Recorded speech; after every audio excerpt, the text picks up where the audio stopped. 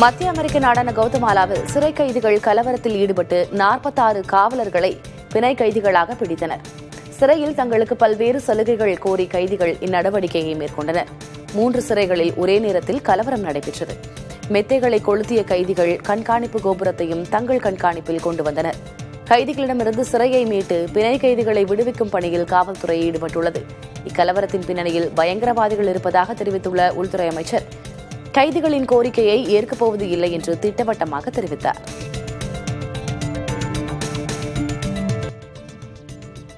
தென்னாப்பிரிக்க நாடுகளில் பெய்து வரும் கனமழையால் 200க்கும் மேற்பட்டோர் உயிரிழந்துள்ளனர். தென்னாப்பிரிக்கா, ஜிம்பாப்வே, மொசாம்பிக் ஆகிய நாடுகளில் கடந்த சில தினங்களாக தொடர்ந்து மழை பெய்து வருகிறது. இதனால் ஏற்பட்ட வெள்ளத்தில் சிக்கியும் இடி மின்னல் தாக்கியும் 200க்கும் அதிகமானோர் உயிரிழந்துள்ளனர். சுமார் 2 லட்சம் மக்கள் நேரடியாக பாதிக்கப்பட்டுள்ளனர். அதேபோல தென்னாப்பிரிக்காவில் உள்ள உலகின் மிகப்பெரிய வனவிலங்கு சரணாலயமான க்ரூகர் தேசிய பூங்கா கடுமையாக பாதிக்கப்பட்டுள்ளது. இந்நிலையில் வெள்ளத்தால் பாதிக்கப்பட்ட மக்களை மீட்கும் பணியில் ராணுவம் தீவிரமாக ஈடுபட்டு வருகின்றது. உத்தரப்பிரதேச மாநிலம் பிரயாக்ராஜில் மௌனி அமாவாசையை முன்னிட்டு இன்று ஒரே நாளில் 1,30,00,000 மேற்பட்டோர் கங்கையில் புனித நீராடினர். அப்போது வானிலிருந்து ஹெலிகாப்டர் மூலம் ரோஜா இதழ்களை கொண்டு பூமழை பொழியப்பட்டது. 3 நதிகள் சங்கமிக்கும் பிரயாக்ராஜில் மகா மேளா பண்டிகை தற்போது கொண்டாடப்பட்டு வருகின்றது. இதன் ஒரு பகுதியாக கோடிக்கணக்கான மக்கள் வந்து கொண்டுள்ள நிலையில் அவர்கள் தங்க பல ஆயிரக்கணக்கான கூடாரங்கள் அமைக்கப்பட்டுள்ளன. 25,000 தற்காலிக கழிவறைகளும் அமைக்கப்பட்டுள்ளன. ஒரே நேரத்தில் 1 லட்சம் வாகனங்களை நிறுத்தும் அளவுக்கு 42 வாகன நிறுத்தங்களும் அமைக்கப்பட்டுள்ளன. 10,000 காவலர்கள் பாதுகாப்பு பணியில் ஈடுபடுத்தப்பட்டுள்ளனர்.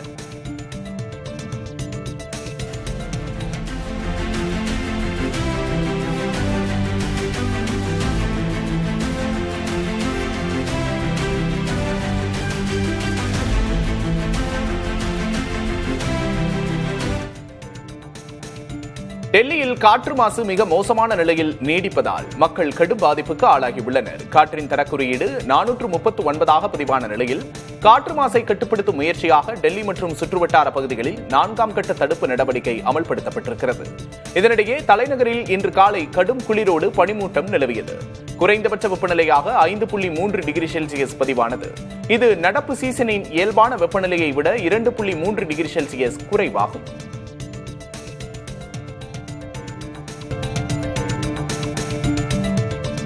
காற்றின் தரத்தை அறிந்து கொள்ள ஏதுவாக சென்னையில் 100 இடங்களில் டிஜிட்டல் பலகைகள் பொருத்தப்படும் என மாநகராட்சி தெரிவித்துள்ளது.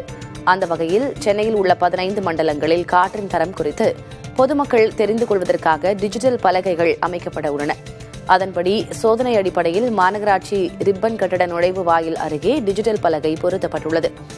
பிப்ரவரி மாத இறுதிக்குள் பிற இடங்களில் டிஜிட்டல் பலகைகள் பொருத்த மாநகராட்சி இலக்கு நிர்ணயித்துள்ளது.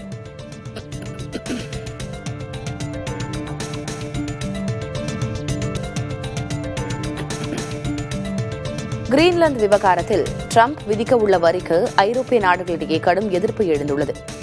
கிரீன்லாந்தின் பாதுகாப்பு குறித்து ட்ரம்ப் அஞ்சினால் அதற்கு நாட்டோ அமைப்பு மூலம் நடவடிக்கை எடுக்க வேண்டுமே தவிர வரி விதிப்புகள் மூலம் அல்ல என ஐரோப்பிய யூனியன் கொள்கை உருவாக்க பிரிவு தலைவர் காஜா கல்லாஸ் தெரிவித்துள்ளார்.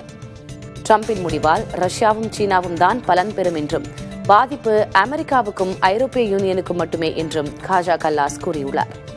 பிரிட்டன் பிரதமர், பிரான்ஸ் அதிபர் உள்ளிட்டோரும் ட்ரம்பின் முடிவை விமர்சித்திருக்கிறார்கள். கிரீன்லாந்தை தன் கட்டுப்பாட்டில் கொண்டுவரும் முடிவுக்கு எதிர்ப்பு தெரிவிக்கும் பிரிட்டன், பிரான்ஸ், ஜெர்மனி உள்ளிட்ட 8 ஐரோப்பிய நாடுகளுக்கு ட்ரம்ப் 10 விழுக்காடு வரி விதிக்கப் போவதாக எச்சரித்துள்ளார்.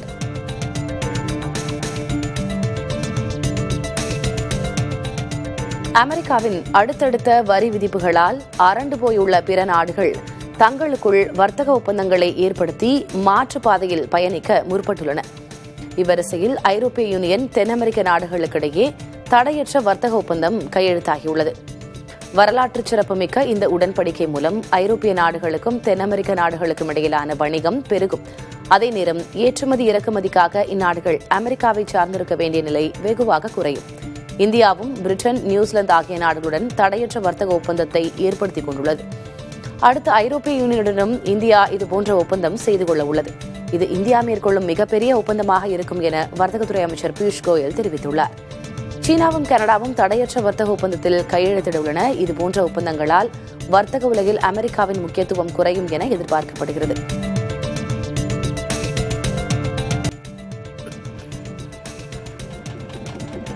திண்டுக்கல் மாவட்டம் வத்தலகுண்டு அருகே சோலைமலை அழகர் பெருமாள் கோயிலில் லட்சக்கணக்கான வாழைப்பழங்களை சூறையிட்டு பக்தர்கள் நேர்த்திக்கடன் செலுத்தினர். விவசாயம் செழிக்கவும் தொழில் வளம் பெருகவும் இந்த வழிபாடு நடத்தப்படுகிறது. இதையொட்டி சுற்றுவட்டாரத்தைச் சேர்ந்த ஆயிரக்கணக்கான பக்தர்கள் லாரிகள் மற்றும் டிராக்டர்களில் கூடை கூடையாக வாழைப்பழங்களை கொண்டு வந்தனர். பின்னர் அவற்றை உயரமான இடத்திலிருந்து கீழே நின்றிருந்த பக்தர்களை நோக்கி வீசினர். கீழே விழுந்த பழங்களை பக்தர்கள் போட்டி போட்டு பிடித்து வீட்டிற்கு எடுத்துச் சென்றனர்.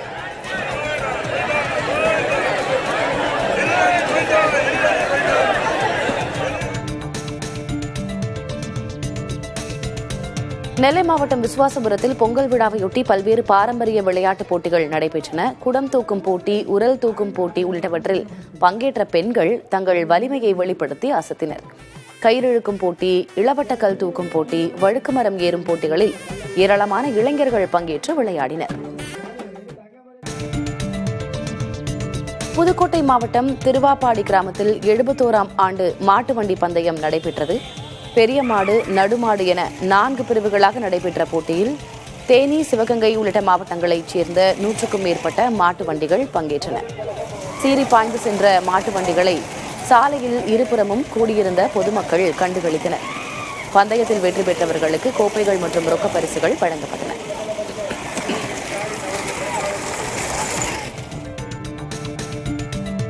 பொங்கல் தொடர் விடுமுறை மற்றும் ஞாயிற்றுக்கிழமையை முன்னிட்டு திருவண்ணாமலை அண்ணாமலையார் கோயிலில் பல்லாயிரக்கணக்கான பக்தர்கள் குவிந்தனர். அதிகாலை 4 மணிக்கு நடை திறக்கப்பட்டு அண்ணாமலையார் மற்றும் உண்ணாமலையம்மனுக்கு சிறப்பு அபிஷேக ஆராதனைகள் நடைபெற்றன.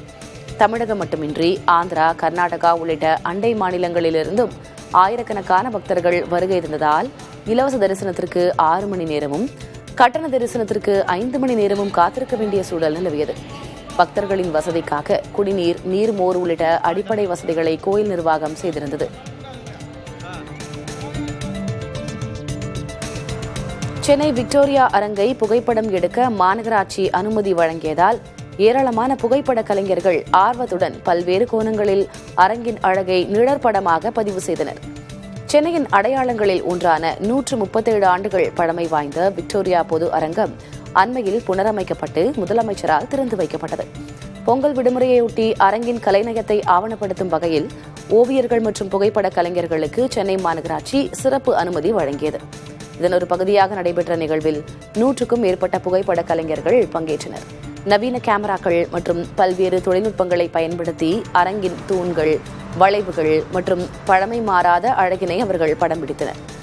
பொதுமக்கள் மாநகராட்சி இணையதளத்தில் முன்பதிவு செய்து இந்த அரங்கை பார்வையிடலாம்.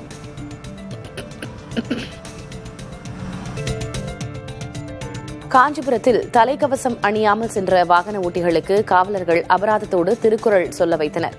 மிலிட்ரி ரோடு பகுதியில் இரவு நேர வாகன தணிக்கையில் ஈடுபட்டிருந்த காவலர்கள் தலைக்கவசம் அணியாமல் இருசக்கர வாகனத்தை இயக்கியவர்களுக்கு அபராதம் விதித்தனர். மேலும் 2 திருக்குறளை சொல்லச் செய்த காவலர்கள் பாதுகாப்பு விதிகளை பின்பற்றுவோம் என வாக்குறுதி பெற்ற பிறகு அவர்களை திருப்பி அனுப்பினர்.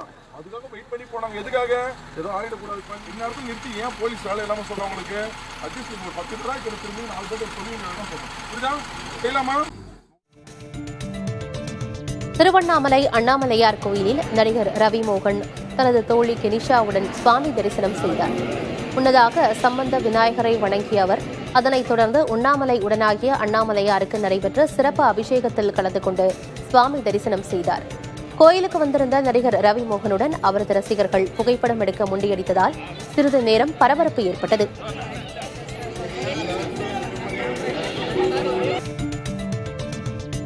தென்காசி மாவட்டம் பொய்கை கிராமத்தில் பொங்கல் விழாவையொட்டி விளையாட்டுப் போட்டிகள் நடைபெற்றன. கோழிப்பிடி விளையாட்டு, கம்பு சுத்துதல் உள்ளிட்ட பல்வேறு போட்டிகள் நடத்தப்பட்டன. இதில் இளைஞர்கள், சிறுவர்கள், பெண்கள் உட்பட பலர் பங்கேற்று உற்சாகமாக விளையாடி அசத்தினர்.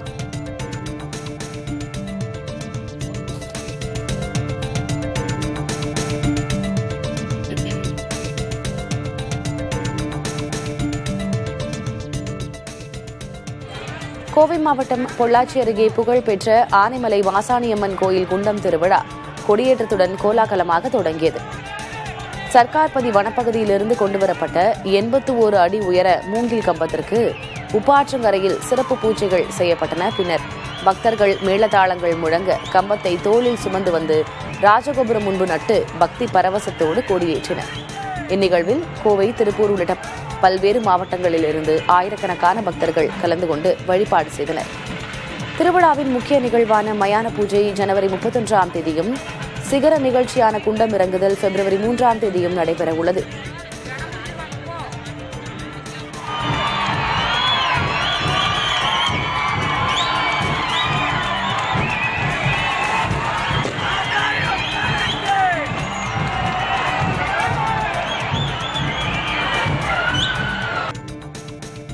தை அமாவாசையொட்டி பல்லாயிரக்கணக்கான பொதுமக்கள் தங்களது முன்னோர்களுக்கு தர்ப்பணம் கொடுத்து வழிபாடு நடத்தினர். ஆன்மீக முக்கியத்துவம் வாய்ந்த ராமேஸ்வரம் அக்னி தீர்த்த கடலில் அதிகாலை முதலே ஆயிரக்கணக்கான பக்தர்கள் புனித நீராடினர். அங்குள்ள கடற்கரையில் அமர்ந்து தங்களது மூதாதையர்களுக்கு தர்ப்பணம் கொடுத்தனர். பின்னர் ராமநாத சுவாமி கோயிலில் நீண்ட வரிசையில் காத்திருந்து தெய்வ வழிபாடு செய்தனர்.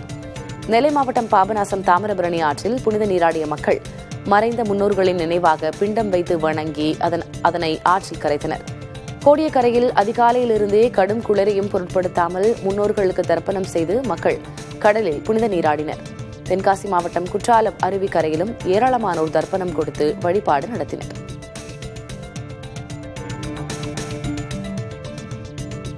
தை அமாவாசையொட்டி சேலம் உழவர் சந்தைகளில் காய்கறிகளை வாங்க ஏராளமான பொதுமக்கள் குவிந்தனர். தை அமாவாசை நாளில் மக்கள் தங்கள் முன்னோர்களுக்கு படையலிட்டு வழிபடுவது வழக்கம். இதனையொட்டி உழவர் சந்தைகளில் காய்கறிகளை வாங்குவதற்காக ஏராளமானோர் குவிந்தனர். இதனால் விற்பனை அதிகரிக்கக்கூடும் என வியாபாரிகள் மகிழ்ச்சி தெரிவித்துள்ளனர்.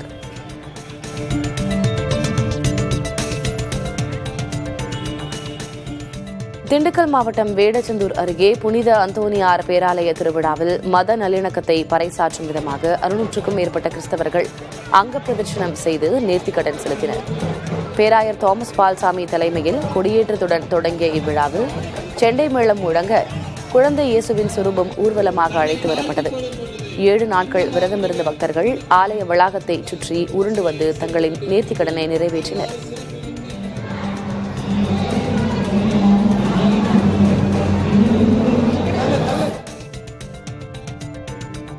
நீலகிரி மாவட்டம் கூடலூர் அருகே பாடந்துறை மற்றும் மாரக்கரை குடியிருப்பு பகுதிகளுக்குள் காட்டு யானை ஒன்று நுழைந்தது. இதனால் அப்பகுதி மக்கள் மிகுந்த அச்சமடைந்தனர்.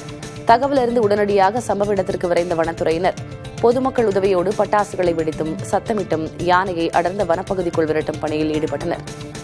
யானைகளின் நடமாட்டம் அதிகரித்துள்ளதால் இரவு நேரங்களில் மக்கள் எச்சரிக்கையோடு இருக்குமாறு வனத்துறை அறிவுறுத்தியுள்ளது.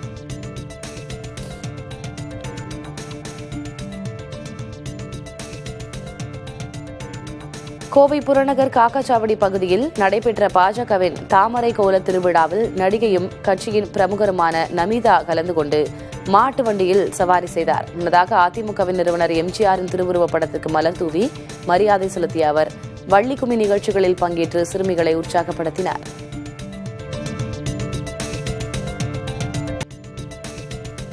நாமக்கல் மாவட்டம் திருச்செங்கோட்டில் பொங்கல் பரிசளிப்பு மேடையில் தாவிக நிர்வாகி அருண்ராஜ் அரசியல் பேசியதை விழா கமிட்டியினர் தடுத்து நிறுத்தியதால் பரபரப்பு ஏற்பட்டது. திருச்செங்கோடு சின்னப்பாவடி தெருவில் பொங்கலை முன்னிட்டு நடைபெற்ற போட்டிகளுக்காக பரிசளிப்பு விழா நடைபெற்றது. இதில் மேடையில் பேசிய தாவிக கொள்கை பரப்பு பொதுச் செயலர் அருண்ராஜ் அரசியல் பேச தொடங்கினார்.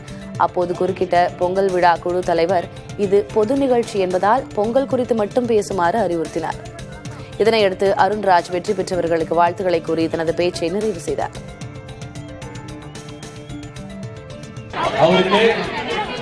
பணம், பேர், புகழ் எல்லாம் கொடுத்த மக்களுக்கு எல்லாம் திருப்பி செய்யுங்க. ஒரே காரணத்துக்காக வந்திருக்காரு.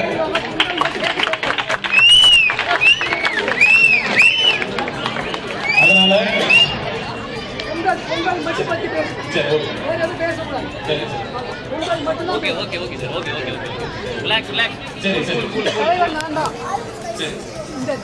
தலைவர் நான் தான். அதனால பொங்கல் மட்டும் பத்தி பேசுங்க, பேசக்கூடாது. கள்ளக்குறிச்சி மாவட்டம் கல்வராயன் மலையில் உள்ள கவியம் அருவியில் குளிக்க சென்ற மாணவர் நீரில் மூழ்கி உயிரிழந்தார். கடலூர் கன்னிமா நகரை சேர்ந்த பிரேம்குமார் என்ற பொறியியல் 3ஆம் ஆண்டு மாணவர் பொங்கல் விடுமுறையை கழிக்க தனது உறவினர்கள் 15 பேருடன் அருவிக்கு சென்றுள்ளார். அப்போது எதிர்பாராத விதமாக நீரில் மூழ்கியதில் அவர் உயிரிழந்தார். இதேபோல காணும் பொங்கலை முன்னிட்டு திருவள்ளூர் மாவட்டம் காட்டுப்பள்ளியில் நண்பர்களுடன் கடலில் குளிக்க சென்ற இளைஞர் கடல் அலையில் சிக்கி உயிரிழந்தார். கறிக்கோழி விலை வரலாறு காணாத உச்சத்தை தொட்டுள்ளது. கறிக்கோழி பண்ணை விவசாயிகள் கூலி உயர்வு கேட்டு போராட்டத்தில் ஈடுபட்டு வருவதால் உற்பத்தி பாதிக்கப்பட்டு 1 கிலோ கறிக்கோழியின் விலை 152 ரூபாயாக உயர்ந்து புதிய உச்சத்தை எட்டியுள்ளது. மறுபுறம் முட்டை விலை கடும் சரிவை சந்தித்துள்ளது. நாமக்கல்லில் முட்டை ஒன்றின் பண்ணை கொள்முதல் விலை ஒரே நாளில் 30 காசுகள் குறைக்கப்பட்டு 5 ரூபாய் 30 காசுகளாக நிர்ணயிக்கப்பட்டுள்ளது. கடந்த 13 நாட்களில் மட்டும் முட்டை விலை 1 ரூபாய் 10 காசுகள் சரிந்துள்ளது. பள்ளி விடுமுறை காரணமாக சத்துணவு திட்டத்திற்கு முட்டை விநியோகம் குறைந்ததே இந்த விலை சரிவுக்கு காரணம் என பண்ணையாளர்கள் தெரிவித்துள்ளனர். சிக்கன் விலை உயர்வு காரணமாக திருப்பூரில் மீன்களை வாங்க மக்கள் குவிந்தனர். கறிக்கோழி பண்ணை விவசாயிகள் வளர்ப்பு கூலி உயர்வு கோரி உற்பத்தி நிறுத்த போராட்டத்தில் ஈடுபட்டுள்ளதால் சிக்கன் விலை கிலோ 350 ரூபாயாக உயர்ந்துள்ளது. இதன் காரணமாக அசைவ பிரியர்கள் சிக்கனை தவிர்த்து மீன் சந்தைக்கு திரும்பியிருக்கிறார்கள். மீன் சந்தையில் மத்தி கிலோ 100 ரூபாய்க்கும், கட்லா மற்றும் பாறை மீன்கள் 150 முதல் 160 ரூபாய்க்கும் விற்பனை செய்யப்பட்டது.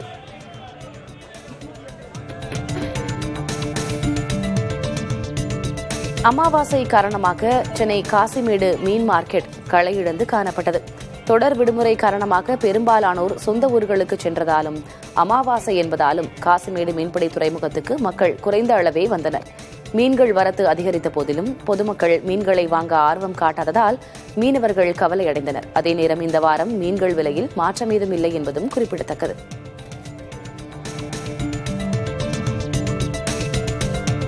சேலம் மாவட்டம் நங்கவள்ளியில் கால்நடை வாரச்சந்தை நடைபெற்றது.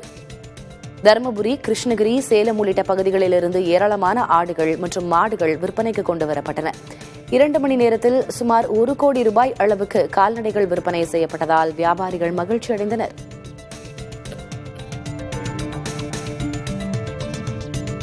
நீலகிரி மாவட்டம் உதகை அருகே உள்ள முத்தோரை பாலடா அரசு மருத்துவமனை குடியிருப்பு பகுதியில் சிறுத்தை ஒன்று உணவு தேடி உலா வந்ததால் அப்பகுதி மக்களிடையே அச்சம் ஏற்பட்டுள்ளது. வனத்துறையினர் உடனடியாக சிறுத்தையின் நடமாட்டத்தை கண்காணித்து கூண்டு வைத்து பிடித்து அடர்ந்த வனப்பகுதிக்குள் விட வேண்டும் என அப்பகுதி மக்கள் கோரிக்கை விடுத்துள்ளனர்.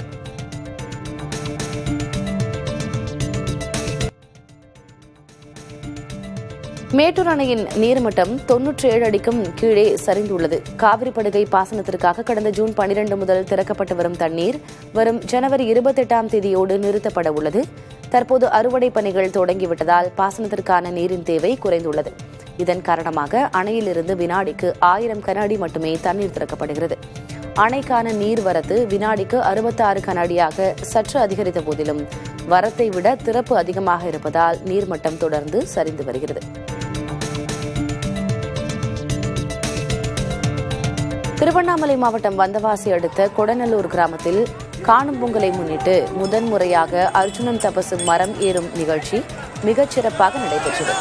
விவசாயம் செழிக்க வேண்டி நடத்தப்பட்ட இந்த நிகழ்வில் நாடக கலைஞர் அர்ஜுனன் வேடமிட்டு உயரமான மரத்தில் ஒவ்வொரு படியாக ஏறி மகாபாரத கதையை பாடல்கள் வழியாக தத்ரூபமாக விளக்கினார். மேலும் சிவன், பார்வதி மற்றும் வேடுவர் என பல வேடங்களை ஏற்றிருந்த கலைஞர்களின் திறனை திரளானோர் கண்டுகளித்து பாராட்டினர்.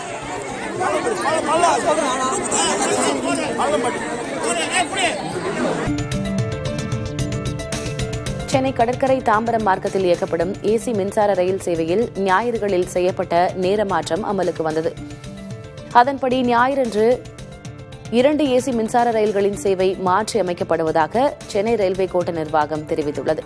தாம்பரத்திலிருந்து மதியம் 2:25 மணிக்கு புறப்படும் ரயில் 3:20 மணிக்கு சென்னை கடற்கரையை வந்தடையும். மறுமார்க்கத்தில் மாலை 3:52 மணிக்கு புறப்படும் ரயில் மாலை 4:47 மணிக்கு தாம்பரம் சென்றடையும் என கூறப்பட்டுள்ளது.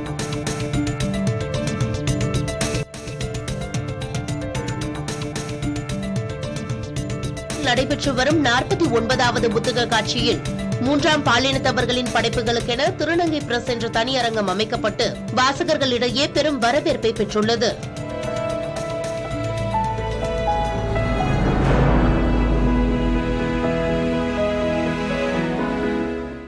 கடந்த 4 ஆண்டுகளில் 50க்கும் மேற்பட்ட புத்தகங்களை இந்த பதிப்பகம் வெளியிட்டுள்ளது குறிப்பிடத்தக்கது. தமிழ் மற்றும் ஆங்கிலத்தில் புத்தகங்களை வெளியிடுவதுடன் பிற மொழி திருநங்கை எழுத்தாளர்களின் படைப்புகளை தமிழாக்கம் செய்யும் பணிகளையும் இவர்கள் முன்னெடுத்து வருகின்றனர்.